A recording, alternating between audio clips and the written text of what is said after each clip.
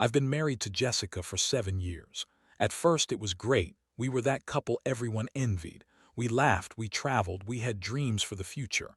But lately things have felt off. I mean, when was the last time we had a date night? Forget about romance. It was like we were roommates rather than husband and wife. I was starting to feel more like a ghost in my own home. The first major warning sign was the wine. I'm allergic to red wine. It makes my throat swell and I can't breathe properly. I've told Jessica this a million times. She knows it. Yet last month she came home from the store with a bottle of Merlot. I looked at her bewildered. "Why would you buy this?" I asked, my voice tinged with confusion and a hint of anger. She shrugged, her face twisting into that all-too-familiar bitchy expression. "I forgot you were allergic," she said, rolling her eyes. It was like she thought I was overreacting. I couldn't help but feel a knot tightening in my stomach. It wasn't just the wine, it felt like a metaphor for our relationship.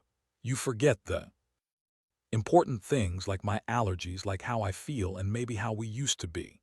As the weeks went on, I started noticing more changes. Jessica was spending more time with friends.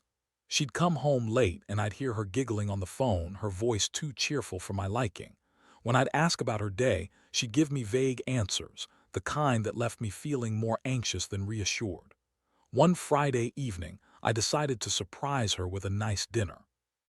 I cooked her favorite meal, set the table, and opened a bottle of sparkling water. I was hoping to spark some intimacy, but what I got instead was a half-hearted thanks before she disappeared into the living room with her phone. I could hear her voice through the wall, laughing, and it stung. I tried to dismiss it, convincing myself I was just being paranoid.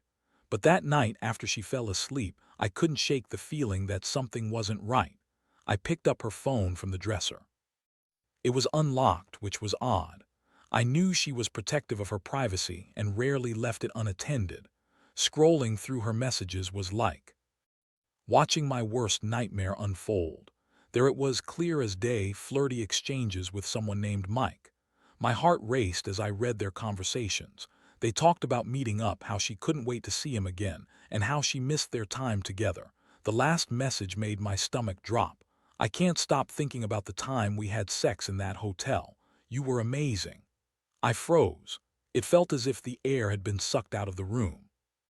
I can't describe the mix of emotions that washed over me: anger, betrayal, confusion, but mostly a deep sense of loss. I was devastated. This wasn't just about infidelity, this was the woman I thought I would grow old with. I put the phone back where I found it, my hands trembling. I lay down, staring at the ceiling, replaying the messages in my mind. The betrayal felt monumental. I felt sick, as if I had been punched in the gut. The following day, I knew I had to confront her. I couldn't let this fester. I didn't want to be that guy who ignored the signs. If Jessica could betray me so easily, I wanted answers, and I wanted to hear them from her mouth. I waited until the evening when she got home from work. She had that same carefree look on her face, completely oblivious to the storm brewing inside me. I took a deep breath and decided it was now or never. "Jess, we need to talk," I said, trying to keep my voice steady. She looked at me, her expression shifting from casual to wary. "What's up?" I could see her brain trying to calculate how serious I was. I took another deep breath, preparing for what felt like an impossible conversation. "I found some messages on your phone about Mike." Her face drained of color. For a split second I thought I saw guilt in her eyes, but it quickly turned into an angry glare. "You went through my phone. Are you serious right now?" I tried to keep my composure. I had to know, I deserved to know the truth. She crossed her arms, a defiant look on her face. "You have no right to invade my privacy." But I could see through her act. The guilt was there, she just didn't want to acknowledge it. "Did you cheat on me, Jessica?" I pressed, my voice low but firm. She hesitated, and in that split second I knew. "Yes, but—" I cut her off. "No more excuses, just tell me the truth." The conversation spiraled from there, filled with shouting, tears, and the kind of raw emotion that only comes from deep betrayal. Jessica offered up a string of excuses, claims of how I neglected her, how I was always busy, and how she just needed someone. But nothing she said made my heart hurt any less. As I stood there, watching the woman I loved crumble before me, I felt a mix of rage and sadness. I could see the woman I had fallen in love with, but I could also see the person she had become, someone capable of infidelity and deceit. I realized then that I couldn't continue living in a relationship built on lies. I was done being blindsided by her actions. After the confrontation, I was left reeling. I had expected tears, remorse, maybe even a desperate plea to make things right. But Jessica was defensive, angry, and completely unwilling to take responsibility for her actions. The reality is, I had never seen her like this before, and it shook me to my core. The woman I thought I knew had vanished, replaced by this stranger who could easily toss away 7 years of marriage for a fling with someone named Mike. That night, I barely slept. I tossed and turned in our bed. A place that once felt safe and comforting now felt like a battlefield. Every corner of the room held memories of happier times, and those memories were suffocating.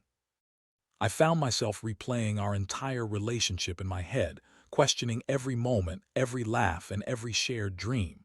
Had we ever been truly happy, or was this infidelity bubbling beneath the surface all along? The next day, everything felt different. I woke up early, the sun barely peeking through the curtains, and sat in the living room with a cup of coffee. The silence was deafening. I kept hearing her laughter from the previous night, mocking me. I had spent years trying to be the best husband I could be, and now I was left feeling like a fool. I couldn't shake off the humiliation. Jessica eventually joined me, her hair tousled and her eyes red from lack of sleep. She sat across from me, attempting to act normal as if nothing had happened. "Hey," she said with a forced smile that felt so out of place. "Hey," I replied, my tone flat. We sat in silence for a moment, the weight of our argument hanging in the air like a thick fog. I knew we needed to address what happened, but a part of me hesitated.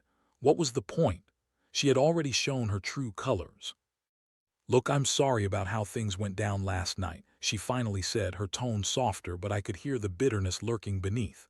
"I was just surprised. I didn't think you would go through my phone." "It's not about the phone, Jess. It's about the fact that you're cheating on me," I shot back, my anger bubbling to the surface again. "I made a mistake. Can we just talk about this like adults?" She pleaded, but I could see the irritation brewing in her eyes. "Talk? Talk about what?" "How you've been seeing someone behind my back. How you've lied to me repeatedly. That didn't sit well with her. This isn't fair. You've been so consumed with work, you never pay attention to me." I felt like I was invisible. I almost laughed at her reasoning. She was trying to turn the tables on me, manipulating the narrative as if I were the one who had driven her to cheat. "You think cheating on your spouse is justified because you felt neglected. I didn't mean for it to happen. It just did," she snapped, her voice rising. "Maybe you should consider the consequences of your actions before you act on your impulses, Jessica," I countered, my heart racing. The argument escalated, voices raised, accusations flying. It felt like we were both trapped in a whirlwind, and as much as I wanted to fight for our marriage, I also wanted to scream that this wasn't how it was supposed to be. I never wanted to be that guy who would resort to anger, but her lack of remorse pushed me over the edge. Eventually, the shouting faded to silence, leaving us both breathless. Jessica crossed her arms, a defiant look on her face. I couldn't help but wonder if she even cared about what she had thrown away. I felt a pang of sadness ripple through me. "Maybe we need some space," I finally suggested, my voice calmer, though I felt anything but space. "So you're just going to walk away?" "I have to think. I can't make decisions when I'm this angry," I replied, my mind racing with a million thoughts. As much as I wanted to stay and hash it out, I knew I needed to clear my head. We parted ways, her storming into the bedroom with a huff, and I wandered outside for some fresh air. The sun was shining, the world was moving on without a care, and here I was, crumbling inside. I couldn't help but feel a sense of betrayal that left a bitter taste in my mouth. In the days that followed, I immersed myself in work to distract myself from the chaos at home. But the truth was, I couldn't escape it. Jessica's infidelity haunted me. I replayed the moment I found out over and over again, each time feeling a fresh wave of anger and hurt. I started to notice small things, the way she would glance at her phone nervously when I was nearby, how she would flinch at the slightest mention of Mike, and how she seemed to put more effort into maintaining her appearance. It was a painful reminder of what she had done. I knew I had to make a decision soon. I couldn't keep living in this limbo, feeling like a prisoner in my own home. I began to think of ways to confront the reality of my situation, weighing my options carefully. Should I forgive her? Was there a chance we could rebuild what we once had? Or was it time to cut my losses and move on? The thought of starting over scared me, but the thought of being trapped in a lifeless marriage terrified me even more. One evening, I found myself at a bar, nursing a drink. It was a place I used to go with Jessica, back when everything felt perfect. I scanned the crowd, watching couples laugh and dance, and it hit me hard, the realization that I deserved better. As I sat there contemplating my next move, I couldn't shake the feeling that this was not the end. This was just the beginning of something new. I spent that night at the bar nursing my drink and contemplating my options. The place had a familiar atmosphere, but it felt different now that I was alone. Memories of laughing with Jessica flooded back, but they felt tainted, like a beautiful painting smeared with mud. I thought about our wedding day, the promises exchanged, and how we vowed to face everything together. That promise lay shattered at my feet. As I sat there, I saw a group of friends laughing together, sharing stories and enjoying each other's company. I felt a pang of longing for that connection, but it felt impossible to even think about it now. I had been so deeply hurt, and I wondered if I could ever let my guard down enough to feel that joy again. It was a bitter pill to swallow, realizing that I might never get back to that place of innocence and trust. The next day, I finally decided that I needed to take action. Sitting in our living room, with the tension thick in the air, I knew it was time to have another conversation with Jessica. This time it would be different. I needed clarity. When she walked in from work, I was sitting on the couch trying to project an air of calm while my heart raced. "We need to talk," I said, my voice steady. "What now?" she snapped, visibly annoyed. I took a breath, trying to maintain control over my emotions. "What's the status of your relationship with Mike?" Her expression shifted from annoyance to something resembling guilt, but she quickly masked it. "I told you it was a mistake. It didn't mean anything." "Maybe it didn't mean anything to you, but it sure as hell meant something to me," I shot back, frustration boiling over. "You were willing to throw everything we built away for a fling. Can a relationship built on secrets and betrayal ever be repaired?" Jessica remained silent, and I could see her processing my words. I needed her to understand the weight of her actions. "Do you think we can just forget what happened, pretend like it did?" I continued, my voice softer now. "Because I can't. Every time I look at you, all I see is the woman who chose to cheat rather than talk to me about her feelings. I didn't want to hurt you," she finally admitted, her voice barely above a whisper. "You didn't want to hurt me. That's rich coming from you. You had so many damn chances to be honest." I was losing my composure again, and I could see the tears welling in her eyes. "Please, just listen." She took a step closer, her tone shifting to something more vulnerable. "I know I messed up. I know I made a terrible choice, but can't we work on this? Can't we try to fix it together?" Her words tugged at some part of me that still cared, but I had to be honest about my feelings. "Do you even understand what that would require? It would take trust, openness, and a willingness to be vulnerable. Right now, I don't trust you at all." Her shoulders slumped and she looked defeated. "I know, that's what I'm scared of. I don't want this to end." I could see the cracks in her facade, and for a fleeting moment I felt a pang of sympathy. But sympathy wasn't enough to erase the damage.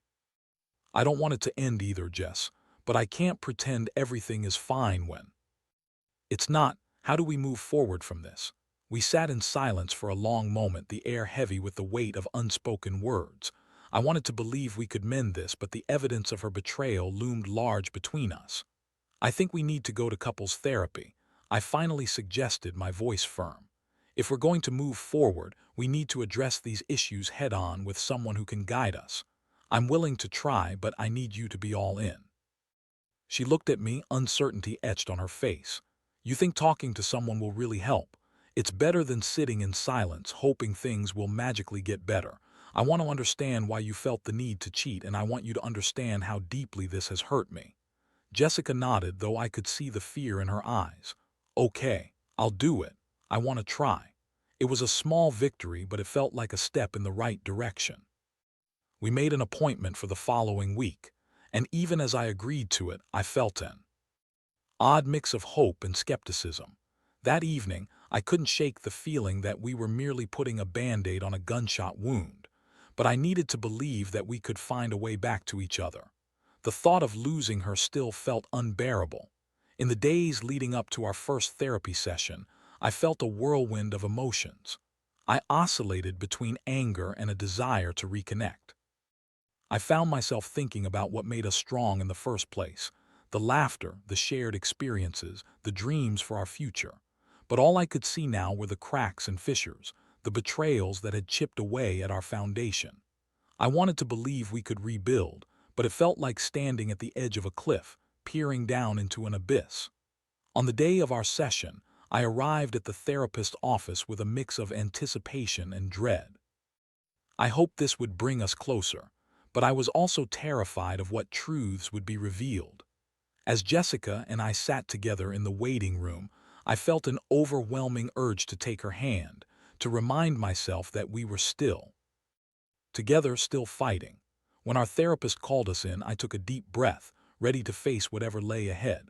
With each session, I knew we would have to peel back layers of hurt and betrayal, but I also knew that a path forward began with honesty. As we sat down, I glanced at Jessica. She looked nervous, her hands fidgeting in her lap. I could feel the weight of the past pressing down on us. This was our chance to confront the truth, to see if love could truly survive betrayal. The therapy session started awkwardly. We sat across from Dr. Ellis, who had a warm demeanor that made me feel both safe and exposed at the same time. She asked us to share what brought us there, and I could see Jessica's internal struggle as she mulled over how to begin. I felt a surge of protectiveness towards her, but I also couldn't ignore the bitterness welling inside me. Jessica took a deep breath. "I guess we're here because I made a terrible choice," she said, her voice shaky. "I cheated on my husband, and now I want to fix it." Dr. Ellis nodded, her expression encouraging. "Thank you for being honest, Jessica. It's not easy to talk about these things. And what about you, my name? What brought you here?" I swallowed hard, feeling the anger and hurt bubbling up. "I'm here because I want to know how we can move past this," I said, eyes locked on Jessica. "But I also want to understand why she felt that cheating was the answer when she could have come to me." Dr. Ellis leaned in, clearly engaged. "That's a good starting point. Jessica, can you share what led you to make that choice?" I watched as Jessica's eyes darted around the room as if looking for an escape from the question. "I don't know, I just felt lonely. I thought I could get that connection elsewhere," she admitted, her voice barely above a whisper. "We hadn't been intimate in a while," she continued, and I felt a rush of anger at the back of my throat. I was frustrated, and when Mike started showing interest, I thought maybe it would make me feel better. Dr. Ellis nodded, absorbing her words. "Loneliness can be a powerful feeling, especially in relationships. It's important to express those feelings rather than acting on them. What do you think kept you from coming to my name with your feelings?" "I guess I didn't want to hurt him or seem like I was putting pressure on him," Jessica answered, her voice cracking slightly. "I wanted to scream." "So instead you went and had sex with someone else?" I blurted out, unable to contain my frustration. "Stop!" Jessica snapped, her anger flaring. "This isn't helping." Dr. Ellis intervened, her voice calm but firm. "It's important to let each person express their feelings. My name, I understand you're hurt and angry, but let's give Jessica a chance to explain." I took a deep breath, trying to rein in my emotions. "Fine," I said through clenched teeth, "but this is really hard for me." Jessica looked down at the floor, and I felt a pang of sympathy mixed with anger. I wanted to understand, but every inch of me felt betrayed. Dr. Ellis redirected the conversation. "Jessica, moving forward from infidelity requires both partners to be willing to communicate openly. How do you think you can start rebuilding that trust?" "I don't know," Jessica admitted, sounding defeated. "I want to be better, I don't want to lose him." "Then show me," I said, the words slipping out before I could stop them. "Show me you want to fix this and mean it." We spent the next hour unearthing feelings that had been buried for too long. For every step forward, it felt like we took 2 steps back. Jessica would express a desire to make things work, only for my mind to flash back to the texts I read. I can't shake the feeling that it's not just about Mike, I said at one point. What else are you not telling me? Jessica looked visibly upset and defensive. I'm not hiding anything else. I messed up, but I'm here trying to fix it. What more do you want from me? I want honesty. I want to know that you're not going to run off at the first sign of trouble next time, I replied, frustration leaking into my tone. Dr. Ellis stepped in again. This is a crucial moment. My name, it's understandable to feel distrustful, but we need to focus on what both of you can do to rebuild the relationship. I shifted in my seat, feeling caught between wanting to fight for our marriage and needing to protect myself. How do I know this won't happen again? Jessica looked at me, tears shining in her eyes. I don't know, but I want to try. I want to be better. I want to be honest with you. Please don't give up on me yet. Her sincerity pierced through my anger, and for a moment I felt a flicker of hope, but it was overshadowed by a deeper fear. Could I trust her again? As the session came to a close, Dr. Ellis encouraged us to think about our next steps. It's important to keep communication open and honest, she said. Remember, rebuilding trust takes time and effort from both of you. Are you both willing to commit to that? I nodded, though my heart was heavy. Yes. Jessica echoed my sentiment. Yes, I want to fix this. We left the session feeling emotionally exhausted, but there was a sense of relief. For the first time in a while, we were talking, really talking. In the following days, we tried to implement what we learned during therapy. We began to carve out time for each other, even if it was just sitting down for dinner without distractions. Jessica made a conscious effort to be more present, and I tried to let my guard down, even just a little bit. But every time I looked at her, the memory of betrayal flashed in my mind. I began to question if I could truly let it go. I found myself thinking about Mike, the man who had stolen her affection. Who was he? What was it about him that drew her in? The more I questioned, the more anxious I became. I realized I was allowing thoughts of Mike to seep into my mind, taking up space where trust should be. One night I couldn't shake the feeling any longer. I had to know more. Who is this guy, really? I asked Jessica while we were watching TV, attempting to keep my tone light. She looked at me, surprised. What do you mean? I mean, what drew you to him? Why him? Jessica's expression darkened. It doesn't matter, he's not important anymore. But it does matter. I need to understand why you strayed. Was it something I did or didn't do? It was me, okay? I was weak. She snapped, frustration lacing her words. Then why did you choose to be with him? What was it about him that made you think he was a solution? I don't know, she shouted, tears spilling down her cheeks. I was just looking for validation. I didn't think it would go as far as it did. I didn't mean to hurt you.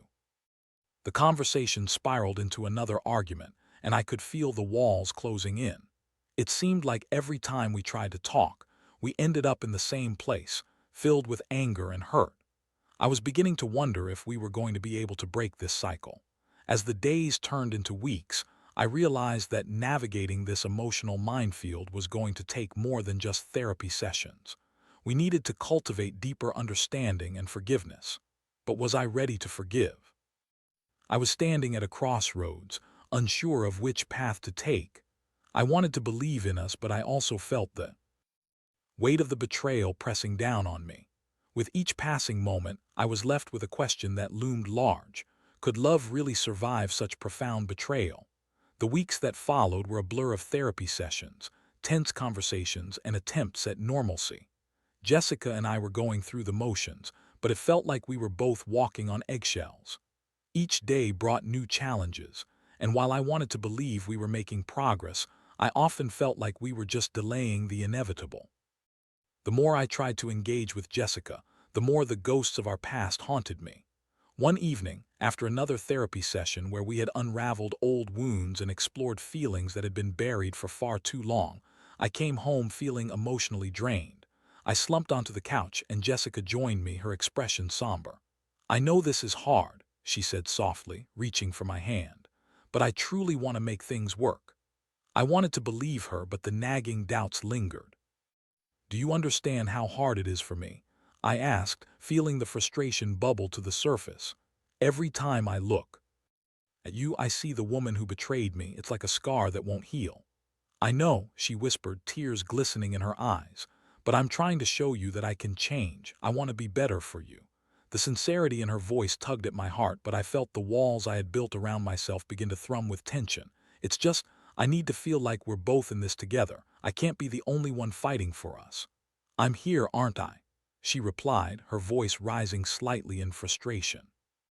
I'm trying. What more can I do? I sighed heavily, feeling the heaviness of the moment. I don't know, Jess. I just don't know. I can't shake the feeling that you're still hiding something. I need to know the truth. About what? She asked, her voice wavering. About Mike. What did you two do? How did it even happen? The air in the room thickened as she hesitated. Does it really matter? I told you it was a mistake. It matters to me. I shouted, the anger bubbling over. I can't forgive you when I don't have the full picture. She looked defeated, her shoulders slumping. We talked. He made me feel good about myself and I got caught up in it. I was vulnerable and I made a choice that I regret. But that's not enough for me, Jess, I said, my voice softer now. I need to understand why you sought that validation from someone else instead of coming to me. What was wrong in our relationship that you felt you needed to look elsewhere? It wasn't about you. She snapped, the anger flaring again. I was struggling with my own insecurities. I didn't mean to hurt you. Then why did you let it go so far? Why didn't you stop yourself? She looked away, unable to meet my gaze. I don't know, I got lost in the moment. It felt good to feel wanted. The admission hung in the air, heavy with untold pain. I felt the anger inside me begin to simmer down, replaced with a deep sadness. I need to know that none of this was premeditated. That you didn't plan to hurt me. I swear I didn't. It just happened, she said, her eyes filling with tears. I was weak and I let my emotions get the better of me. We fell into silence, the tension palpable. I could see the remorse on her face, but doubt still loomed over me like a dark cloud. I wanted to believe her, but trust is a fragile thing and mine had been shattered. After dinner, I decided to take a walk to clear my head. The cool night air felt refreshing against my skin, but the turmoil inside me was anything but refreshing. I walked aimlessly, replaying our argument in my mind, trying to make sense of our situation. As I walked past a park, I saw a couple sitting together on a bench, laughing and holding hands. A sharp pang of envy hit me hard. I used to be that guy, happy and carefree, in love with my best friend. Now I felt like a stranger in my own life. I returned home, feeling more lost than ever. Jessica was waiting for me, her eyes red from crying. I'm sorry, she said, her voice breaking. I never wanted to hurt you. I was confused. I get that, but confusion isn't an excuse for betrayal, I replied, my voice flat. I know, it's just that I don't want to keep fighting about this. I want to move forward, she pleaded, desperation creeping into her tone. I looked at her, searching her face for any signs of honesty. Moving forward is hard when I feel like you're still caught up in the past. I'm not, I swear. But the truth was, I wasn't sure how to move forward. I thought about how much I loved her, yet it felt like I was teetering on the edge of a cliff, unsure of where to land. I realized that I had to make a choice. I could either keep fighting for a relationship that felt broken or take a leap of faith and trust that we could rebuild. The next day, I approached Jessica with a plan. Let's try something different, I said, my heart racing as I spoke. How about we create a list of things we both need to work on? It might help us focus on moving forward instead of getting stuck in the past. She looked thoughtful and then nodded. That sounds like a good idea.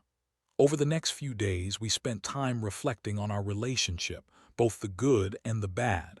I wrote down my feelings about trust and vulnerability. She wrote about her insecurities and the need for validation.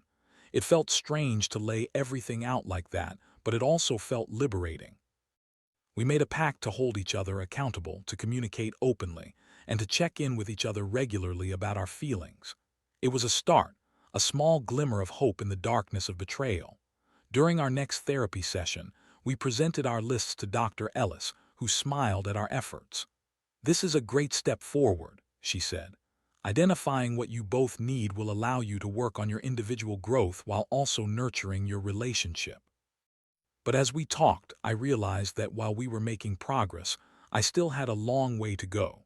The memories of Jessica's infidelity lingered like a shadow, and I feared that without resolve, it would continue to haunt us. I left the session feeling a mix of hope and trepidation. I knew there would be breakthroughs and setbacks, but I also knew that our journey was just beginning. I had to decide whether to hold onto the pain of the past or give our love a fighting chance. As I stood in our living room that evening looking at Jessica, I felt a surge of determination. I didn't want to give up on love, even if it meant facing the pain head-on. All I could do was take it one day at a time, rebuilding trust and connection, and hoping that one day we would find our way back to each other fully, trust restored and love renewed. The days turned into weeks, and while Jessica and I navigated the tumultuous waters of our rebuilt relationship, I began to understand that healing was not a straight path. It was a labyrinth full of twists and turns, ups and downs. We committed ourselves to therapy and to our list of goals, checking in regularly about how we were feeling. It felt like we were slowly chipping away at the wall that had been built between us. One evening, I found myself sitting on the couch, reflecting on how far we had come. Jessica joined me, her eyes tired but hopeful. She leaned her head on my shoulder, and for the first time in a long time, I felt a spark of connection ignite between us. "I know we still have a long way to go," she said softly, "but I really am trying." "I know," I replied, wrapping my arm around her. "I can see it. I've noticed how hard you've been working to communicate and be open." We sat in comfortable silence for a moment, both of us aware of the fragility of this newfound peace. "I still think about what happened," I admitted quietly. "It's hard not to, but I also want to focus on what's ahead." Jessica nodded, her expression solemn. "Me too. I never want to go back to that place where I felt so lost. I want to build something better with you." Our relationship felt different now. It was as if we were building it from scratch, laying down a foundation of honesty and vulnerability. There were still moments of doubt and fear, but they were becoming easier to manage. We learned how to express our feelings constructively, and that made all the difference. Then came the day of our anniversary, a day I had dreaded, thinking of all the times we had celebrated our love in the past. This year felt different. It was a testament to our resilience rather than a celebration of perfection. We decided to go to a restaurant we had loved before, that had once held so many happy memories. As we walked in, I felt a knot in my stomach. Would this place still feel like ours, or would it be a painful reminder of everything that had gone wrong? Sitting across from each other, I noticed how Jessica looked at me with genuine warmth, as if she was seeing me for the first time. "Thank you for being here," she said, her voice tinged with emotion. "I know it hasn't been easy, but I'm grateful we're both willing to work on this." "I am too," I replied, feeling the sincerity of her words wash over me. "I think we've both learned a lot about ourselves and about each other." We spent the evening reminiscing about our favorite moments, sharing laughter amid the remnants of pain. It felt like we were weaving a new narrative together, one that blended the joy of our past with the lessons learned from our struggles. When we returned home, I found myself wanting to seal this moment, to remind us both of how far we had come. "I have something for you," I said as I walked into the living room to grab my surprise. Jessica looked puzzled. "What is it?" I returned with a small box, handing it to her. "Open it." Her eyes lit up as she opened the box to reveal a delicate silver bracelet. "Oh, it's beautiful," she exclaimed, her voice filled with surprise. "It's a reminder of our journey," I said, my voice steady. "It symbolizes the commitment we're making to each other, to grow, to learn, and to love despite everything." Her eyes glistened with tears as she clasped the bracelet around her wrist. "I love it. Thank you." As she gazed at the bracelet, I realized something profound. I had spent so much time wrestling with the pain of her betrayal that I had almost forgotten the essence of what we had built together. Love is not simply about the absence of mistakes, but rather about how we navigate the aftermath and choose to grow together. In the weeks that followed, our bond deepened further. We engaged in heartfelt conversations, explored new activities together, and even started planning a future, something I hadn't thought possible just months earlier. But it wasn't all smooth sailing. There were moments when insecurities bubbled up, moments when I'd see Jessica's phone light up and my heart would race with fear. I would remind myself of our commitment to honesty, and I talked to her about how I was feeling. Each time, Jessica would reassure me, holding my hand and promising that she was all in. It was a process, but each conversation chipped away at the remnants of mistrust that lingered. I learned to express my fears openly, and she learned to be more transparent with her feelings. One afternoon, as we were walking through a park, I stopped and turned to her. "You know, I think we've turned a corner," I said, feeling a sense of pride in our journey. Jessica smiled, her eyes bright. "I think so too. I never want to take this for granted again." It dawned on me that we had come full circle. I realized that despite the pain, we had managed to find our way back to each other, stronger and more resilient than before. As time went on, the scars from Jessica's infidelity faded, not completely erased, but softened by the love and commitment we continued to nurture. I learned to trust again, and Jessica showed me that she was worthy of that trust. It was a long road, but in the end, we both emerged from the darkness with a deeper understanding of ourselves and each other. I learned that love is not merely about the good times, but about how we choose to face the challenges. As I looked at Jessica, I felt an overwhelming sense of gratitude. We had fought for our love, and that made it all the more precious. In reflection, I realized that everyone's journey is different, and while infidelity can shatter trust, it is also an opportunity for growth and healing. I learned that love can still thrive in the aftermath of betrayal, as long as both partners are committed to working through their pain together. And that's the lesson I want to share. Relationships are not perfect, but they can be salvaged. With honesty, effort, and a willingness to learn, love can conquer even the most daunting challenges.